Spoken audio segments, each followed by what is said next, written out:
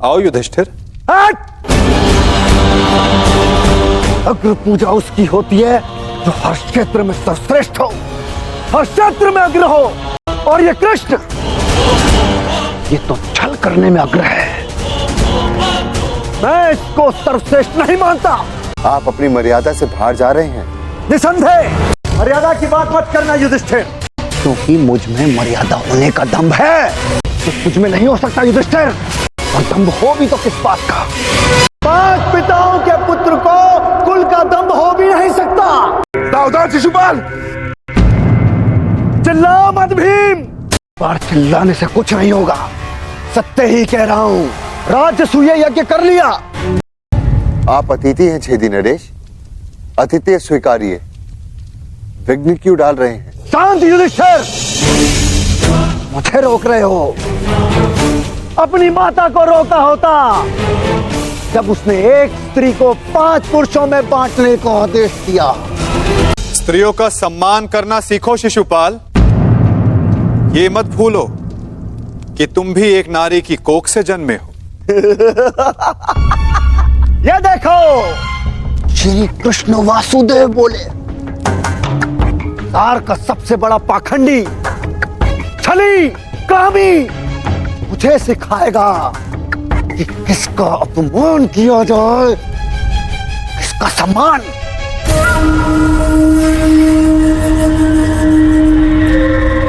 अग्र पूजा की कामना रखने वाले,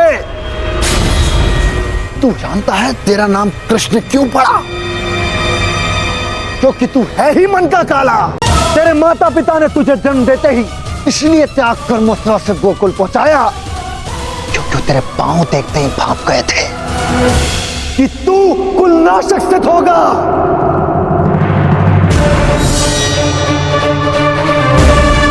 वही किया तूने, वही किया, अपने मामा का वध।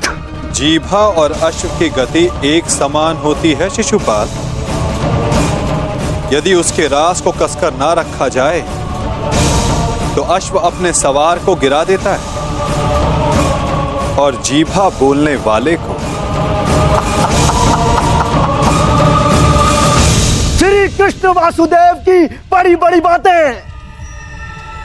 अरे जो सत्य है उसको कहने में जीभा को लाज कैसी? बचपन से ढूंढ रहा है तू।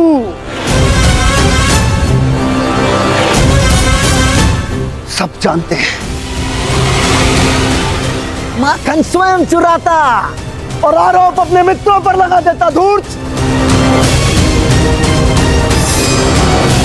मुझे कहता है कि जीवा पर रास कसूं। तुम्हें जो वृंदावन में रास रचाए वो संसार जानता है। कामी है तू, कामी। प्रेम का झांसा देकर जो स्त्रियों को ताड़ता रहा, वो मुझे स्त्रियों का सम्मान करना सिखा रहा है। क्या क्या नहीं किया तूने? स्नान करती स्त्रियों के वस्त्र तूने चुराए। अरे गोकुल की विवाहित महिलाओं को मोहित करके उनका चरित्र पतन तूने किया। अरे गोकुल की विवाहित महिलाओं को मोहित करके उनका चरित्र पतन तूने किया।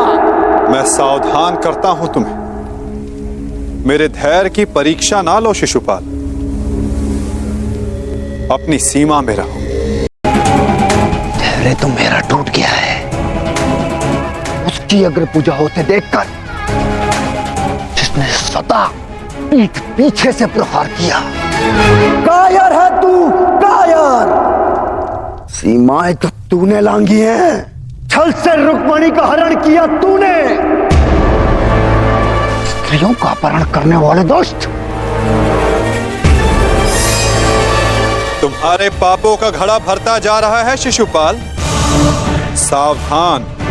अरे युद्ध भूमि छोड़कर भागने वाला कायर है ये, रणछोड़ है, दुष्ट है ये। क्या करेगा तेरे ये दास पांडव, इनके द्वारा तो मुझे भी मरवा देगा। कुलनाशक है तू और तुझे अग्र पूजा का सम्मान चाहिए। बस शिशुपाल,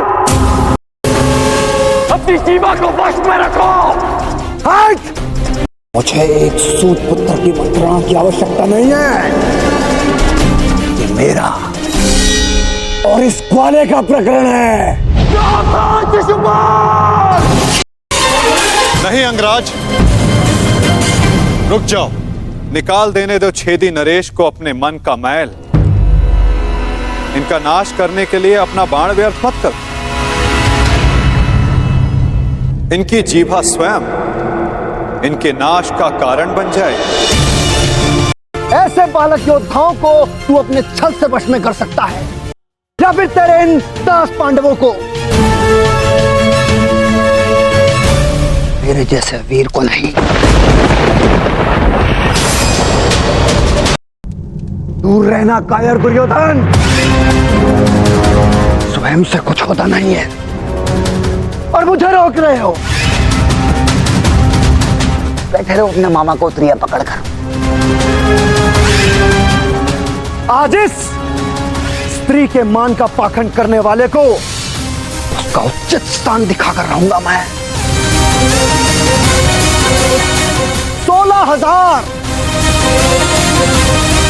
16,000 रानियों से जब तेरा मन नहीं भरा तो तू पांचाल चला गया। तेरा और इस पांचाली का क्या संबंध है? किसी से छिपा नहीं है। पांचाली का विवाद तूने जानबूझकर इन पांडवों से करवाया, क्योंकि तू जानता है ये मूर्ख कभी तेरा विरोध नहीं करेंगे।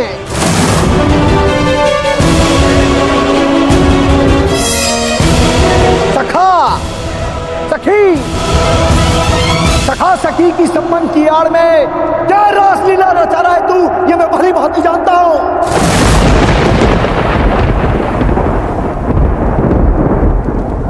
पर स्त्री गमन करने वाला पापी नहीं, महापापी है तू। तुम्हारे पापों की सीमा समाप्त हुई और मेरी सहनशीलता भी।